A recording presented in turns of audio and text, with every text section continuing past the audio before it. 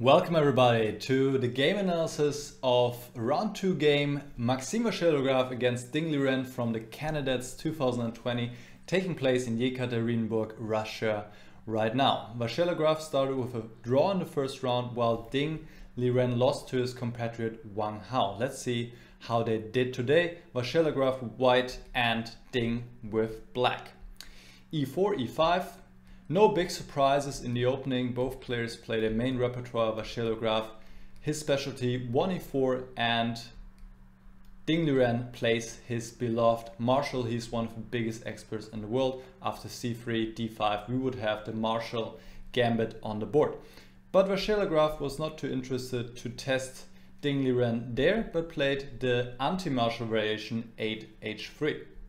Now bishop b7, d3, and it's more a calm variation, but who says that calm variations can't have their venom as well. Rook fe8, bishop to d2, and now knight d8. By the way, this is a typical maneuver you can remember.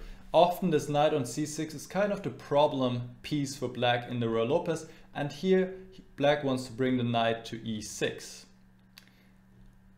But just in time, Vachier-lagrave plays knight d5, stopping this maneuver. Well, black could still play knight e6, but now white could, for example, grab the bishop pair or also play a move like c4, and this seems to favor white.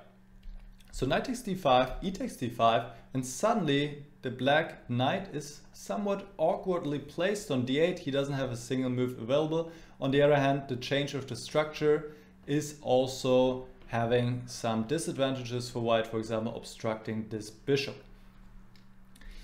c5 is one of the moves that has been played in this position. It has, I think, exclusively been seen in correspondence games, and there most players chose c6, and then the game could continue like this. c4, takes d5, takes d5, f6 to give the knight some perspective, d4, knight f7, and all correspondence games have ended in draws, but it seems to me that white is pushing a little bit, or at least has a more pleasant play. c5 is also fine, now a4, and here Ding commits a serious mistake reminiscent of his first round game against Hann. There, the start of his troubles was the move f4, and now it is f5. And f5 is a serious tactical mistake, a move that black wants to play but just does not work out at this point. f6 was necessary and has been played so far in 3 correspondence games. This would be one way the game could continue. And in a moment I'm going to ask you a question, and we'll see what the difference is with the pawn on f6 versus the pawn on f5. So let's get to it. This position would be completely fine for black. f5, pawn takes b5, pawn takes b5, rook takes a8, bishop takes a8, and again c4. And this is an unusual motive, one I haven't seen before, and probably what Ding also missed.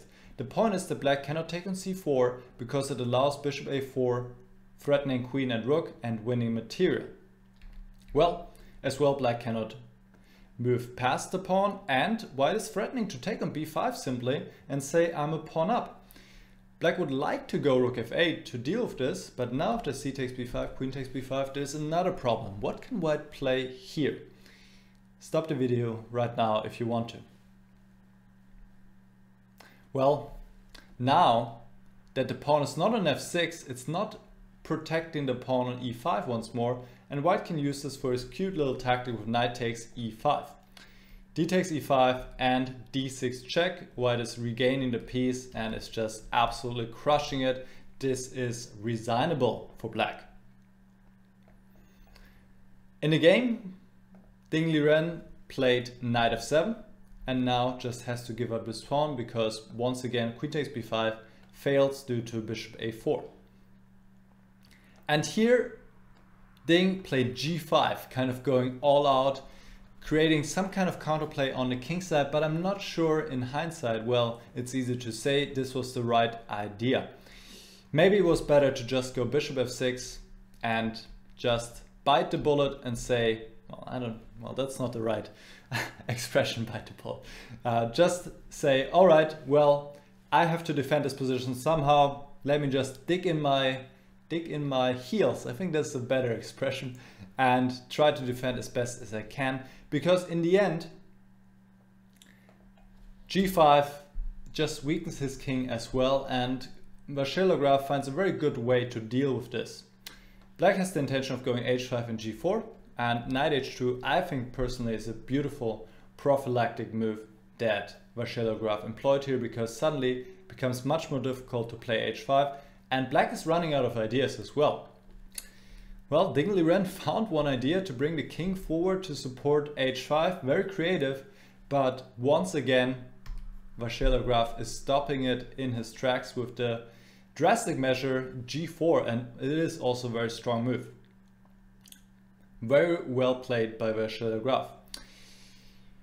Well, black doesn't want to take this pawn, but he also doesn't really want to go forward because it would close off the king side, so he goes knight h6. And now queen f3, bishop d8, and queen g2. And here f4 is another serious mistake, then the position is already lost. So far in this tournament, whenever Liren has touched his f-pawn, it's been a mistake. And f4, then the position is just won for white already. Bishop b7 would have been better. Of course, white keeps a clear advantage, but this will not be as easy to convert as it was after what happened in the game. So f4, another serious mistake with the f-pawn. b4, powerful play by vachier-lagrave, bishop b6, and queen e4 check. White can use these weakened light squares now for his pieces. King g7 and b takes c5. And black really does not want to take back with the d-pawn, but he has to because of the bishop takes c5. White has a strong answer d4. Pawn cannot take because the rook is hanging. So bishop takes d4 is forced.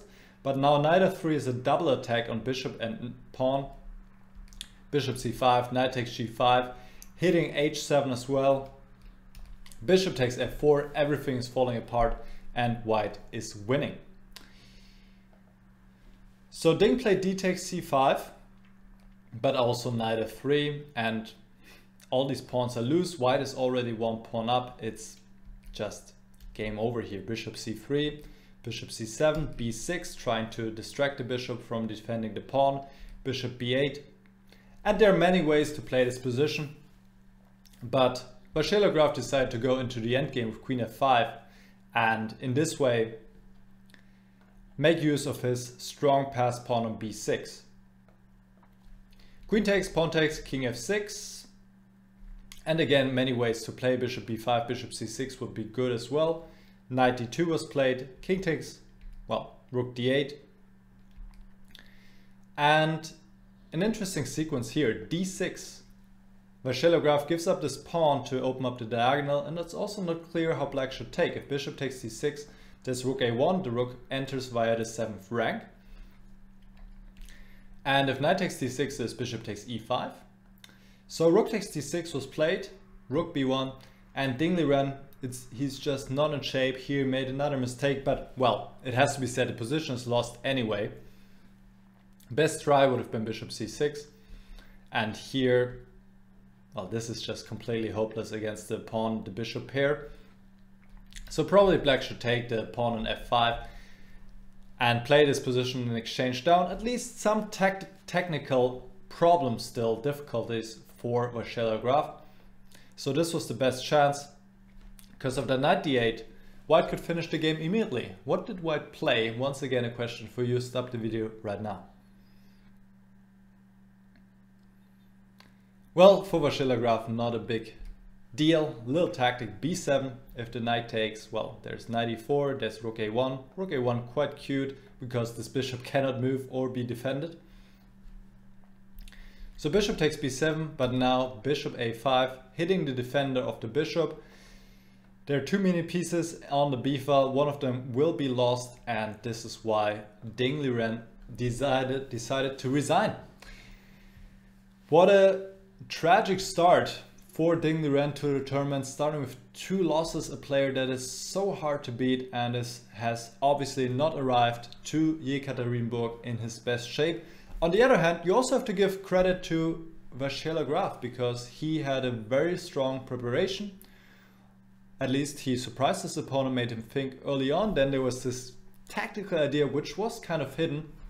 Liren missed it, this idea of c4, and with the back to the wall he made some other unfortunate moves, especially pawn moves. g5, not sure about it, and then f4 was certainly the nail in the coffin, and from there vachier-lagrave wrapped it up and scored a clear and dominating win against the number 3 in the world.